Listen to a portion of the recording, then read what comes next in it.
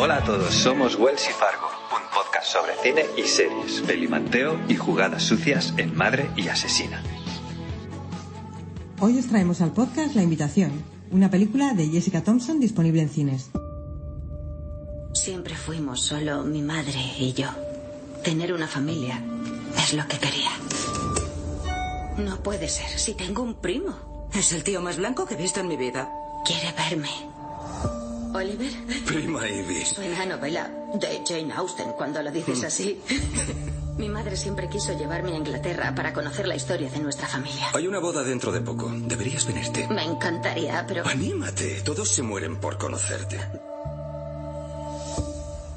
Cuenta con un elenco donde Natalie Emmanuel da vida a Ivy, la protagonista de esta historia, y que bueno, pues podemos recordar por interpretar en Juego de Tronos al personaje de Missandei, y bueno, pues también cuenta con Stephanie Corneliusen, que os sonará de series como Mr. Robot, que por cierto es un serión, y El Ilusionista.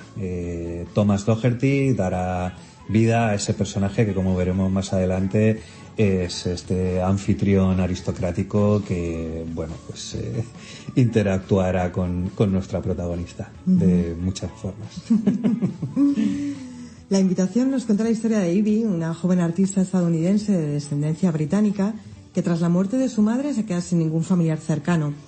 La sensación de soledad le lleva a hacerse un test de ADN para descubrir si todavía tiene algún familiar con vida, y con este test descubre a un primo lejano británico que le invitará a asistir a la boda de otro familiar para conocer así al resto de la familia del otro lado del Atlántico.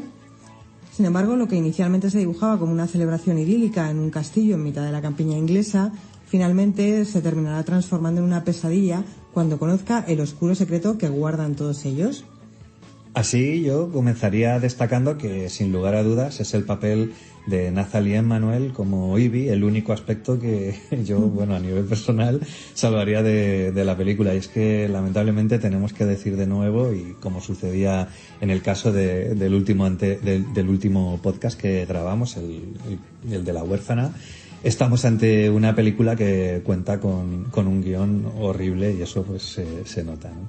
La cinta básicamente se divide en 3 actos muy diferenciados, siendo el primer tercio el que para mí es el más interesante, ¿no? Es una pena que no se haya explorado un poquito más ese rollo Black Mirroriano, digamos, del principio, donde la protagonista entra en una de esas aplicaciones de análisis de ADN, que bueno, pues es el aspecto que funciona así como catalizador, ¿no?, de toda esta historia que está por venir. Uh-huh.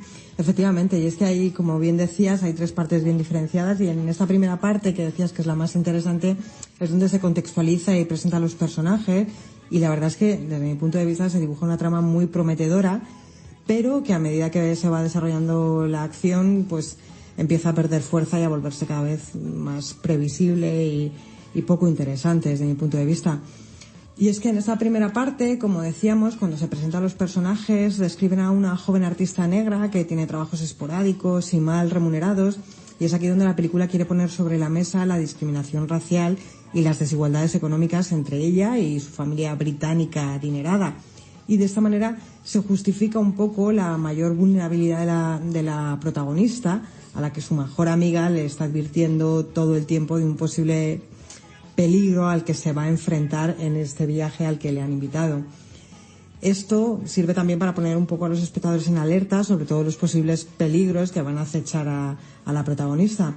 Sin embargo, lo que a priori hace que la historia cobre cierto interés a medida que se va desarrollando, como decíamos, el romance va teniendo cada vez más peso entre esta protagonista y ese joven aristocrático que es el dueño del castillo donde ha sido invitada. Y el suspense o la intriga pasan a un segundo plano, que desde mi punto de vista pues es un error en este tipo de películas. Además, el desenlace final, que creo que pretende ser un alegato a favor de todos los que tradicionalmente han estado desfavorecidos y ensalzar sobre todo el triunfo del bien sobre el mal, pues vuelve a ser un relato bastante manido, ¿verdad? Esto hace que el resultado no sea satisfactorio para buena parte del público, y creo que nos encontramos ante una película bastante previsible y estoy completamente de acuerdo contigo, Wells. En mi opinión, La Invitación es una película bastante floja y una película de terror que deja mucho que desear y donde el romance tiene mucho más peso que realmente el suspense, como decía antes. Vaya, es increíble. Veo que llegan las invitadas importantes. Ivy, te presento a un buen amigo de la familia, Walter DeVille. Hola. Hola. Estoy deseando conocerte mejor, Ivy. ¿Qué están haciendo ahí abajo? Señorita, regrese a su habitación. Como decía Fargo, cabe destacar que la película, durante su primer tercio, es capaz de mantener el interés. Esa parte que podríamos calificar como más de misterio, pues no funciona mal y te mantiene interesado acerca de, pues bueno, un poco lo que te están contando ahí. El problema llega cuando se comienzan a desarrollar esos misterios que oculta la mansión y su peculiar anfitrión, ¿no? Ahí entramos un poco más en el plano del terror y el jumpscare más gratuito y mal ejecutado, porque hay que reconocer que bueno, de eso va bastante sobrada la película, lamentablemente.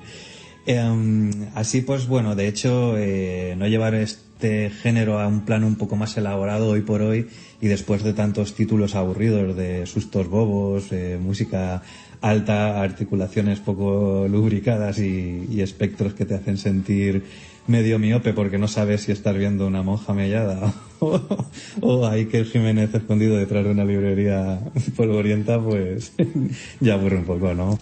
Estamos todos encantados de tenerte aquí. ¿Quién es el novio? El novio y la novia harán su gran entrada mañana. ¿Lista? No dejo de pensar que todo el mundo me está mirando. ¿Y las culpas? Walter y tú parecéis llevaros muy bien, Ivy. Pero por curiosidad, ¿qué te ha contado de nosotros?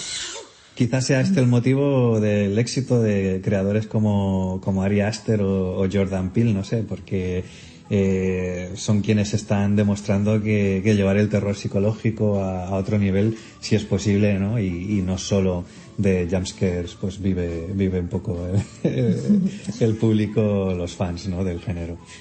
Y bueno, pues esto yo creo que queda patente, ¿no? Sobre todo en el último acto, ¿no? Que no puede ser más ridículo e innecesario y bueno, pues cuando pensabas que ya no podía ir a peor, pues el guión no tiene ningún tipo de compasión contigo y te empala el pecho ahí de mala manera con una broma más tonta aún, ¿no? Que es ese final, ¿no?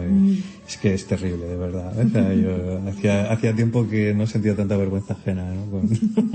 con una película. Así que, bueno, pues solo puedo decir que para mí, pues la película es un 3 y no lo lamento. Pues yo le pongo algo más de nota, yo la dejo en un 4,5. Pero bueno, aún así, pues lamentablemente también desde mi punto de vista la película suspende precisamente por ese guión.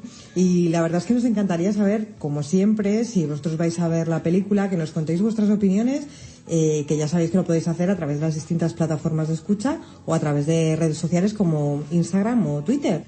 Así que ahora solo nos queda despedirnos esperando que podáis compartir el siguiente podcast con nosotros. Que así sea, Fargo. ¡Chao!